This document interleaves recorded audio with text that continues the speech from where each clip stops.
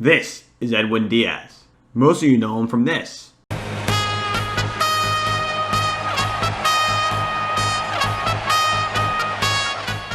This is Edwin. But before he was that, Mets fans knew him as this. Jesse Winker. High drive right center field by Jesse. Yes, sir. This is Edlose. But how did he end up going from Edlose to Edwin, you might ask? Let's find out. If you enjoyed this video, please like and subscribe for more videos just like this. Edwin Diaz was born in Nagabu, Puerto Rico on March 22nd, 1994. He started playing baseball around the age of 7 and played strictly outfield.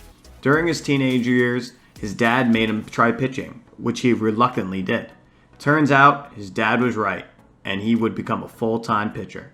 He attended high school at Puerto Rico Baseball Academy, where he was noticed by MLB scouts. In 2012, at the age of 18, he was drafted 98th overall to the Seattle Mariners. He spent a couple of years in rookie ball and then progressed up to AA in 2016. He made 16 appearances in 2016 for the Jackson Generals and posted a 2.21 ERA with a 12.0 strikeouts per 9. This was enough for the Mariners to give him the call up, and he made his official debut on June 6, 2012.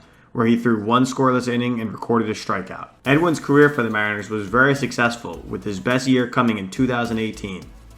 He posted a 1.96 ERA, 15.2 strikeouts per 9, a 208 ERA plus, and a league-leading 57 saves. This earned him a spot in the All-Star game, as well as 8th place in Cy Young voting and 18th place in the MVP voting. However, that offseason, the Mariners decided to trade him to the New York Mets in a package with Robinson Cano. The Mariners, in turn, received major leaguers Jay Bruce and Anthony Swarzak, as well as minor league prospects Justin Dunn, Gerson Bautista, and Mets top prospect Jarred Kelenic. This trade was huge for the Mets' new GM, Brodie Van Wagenen, and the Mets fans were excited to get the all-star closer in Queens. However, the Edwin Diaz that showed up in 2019 was nowhere close to the Edwin from 2018.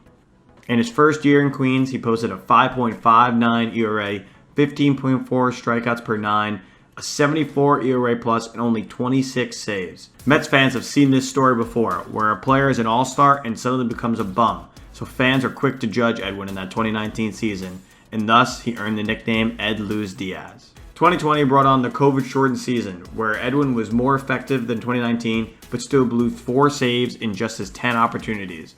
Mets fans were wondering if they would ever see 2018 Edwin Diaz ever again. The 2021 season rolled around, and while he wasn't dominant, it was a step in the right direction for Edwin. He posted a 3.45 ERA, 12.8 strikeouts per 9, a 117 ERA plus, and 32 saves, while only blowing 6. Edwin is returning closer to form this season, but if you ask Mets fans what their confidence in him was, they would still say they didn't trust him. Some people were questioning if the New York market might be too much for him. 2022, however, was a new season and a new chance for Edwin to return to form, and boy did he ever. Edwin Diaz and the New York Mets had a 2022 regular season to remember. Edwin posted one of the best seasons a reliever has ever had. He posted a 1.31 ERA, an insane 17.1 K per 9, and a whip of just .839. His ERA plus was 297. Making him 197% better than the league average. He didn't just return to 2018 Diaz, he made 2018 Diaz look like a minor leaguer. So what changed? What made Edwin Diaz return back to form? You could look at a couple of factors as to what changed. First and foremost, it is no secret that the MLB did something to the baseballs in 2019. We were seeing baseballs leave the yard that were routine outs in previous seasons. In 2019, across all of MLB, 6,776 home runs were hit. That was 671 more than the previous record. The MLB has never admitted to doctoring the baseball to produce more home runs, but the facts speak for themselves. Now let's take a quick look at Edwin's pitching arsenal to see what potential factors we have. He throws mainly 2 pitches, the 4-seam fastball and his signature pitch, the slider. Now let's see if his speed and movement on those 2 pitches differed greatly over his career. When he first entered the league in 2016, his fastball was averaging 97 miles per hour with 14 inches of vertical drop and 9.2 inches of horizontal break. His slider was averaging 87 miles per hour with 35.9 inches of drop and 30.2 inches of horizontal break. Let's compare that to his dreadful season in 2019 and see if there was a major change in his pitches.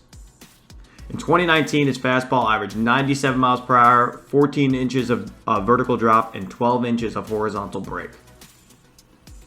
His slider was averaging 89 miles per hour with 28.2 inches of vertical drop and 1.3 inches of horizontal break. Lastly, let's compare that to his 2022 season. His fastball averaged 99 miles per hour with 14.5 inches of vertical drop and 13.5 inches of horizontal break, while his slider averaged 90 miles per hour with 28.8 inches of vertical drop and 1.5 inches of vertical break. So what does all this mean? His velocity has remained largely the same over his career, with the exception of his fastball, which jumped up 2 ticks in 2022. But his signature outpitch, the slider, has had almost zero change from 2019, his worst season, to 2022, his best season. So how did his whiff rate in 2019 to 2022 jump by 12%? Edwin's location in 2019 was worse than in 2022.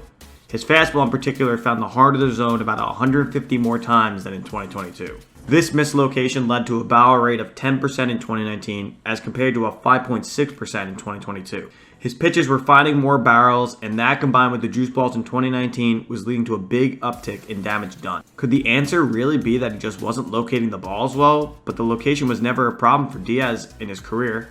Why was it a problem for one season? Remember those juice balls in 2019 that I mentioned?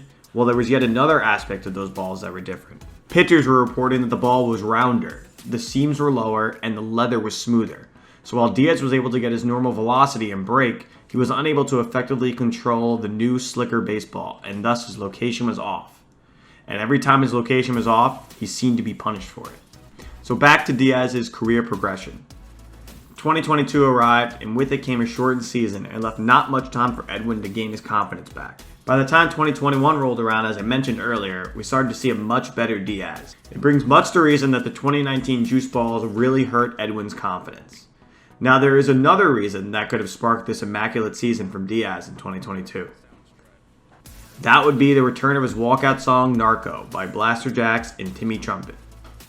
This was his walk-up song when he played in Seattle, and for whatever reason, he didn't bring it back with him when he came to New York. That was until his wife mentioned to him that he should bring it back, and the rest, as we know, is history. Edwin became a viral sensation. Every time those trumpets played, the opposing team knew the end was near.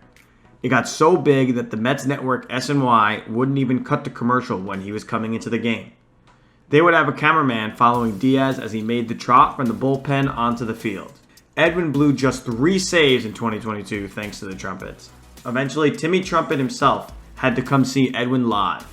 On August 31st, Timmy Trumpet arrived in Flushing, Queens to play Edwin in live in the bullpen.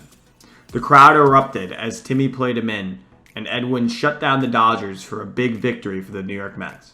It is safe to say that Edwin will never be changing his walkout music ever again. Now, unfortunately, Diaz missed the entire 2023 season due to a freak injury while celebrating with his team in the World Baseball Classic. A devastating blow for the New York Mets, who floundered without their all-star closer. Diaz has since returned in 2024, and while his velocity is slightly down to start the season, he looks poised to return to that 2022 form for many years to come. So what do you guys think? Do you think 2022 was the best season from a reliever ever? Drop in the comments below a pitcher who had a better one. If you enjoyed this video, please check us out on TikTok at ClockOutSports, and thank you all for watching.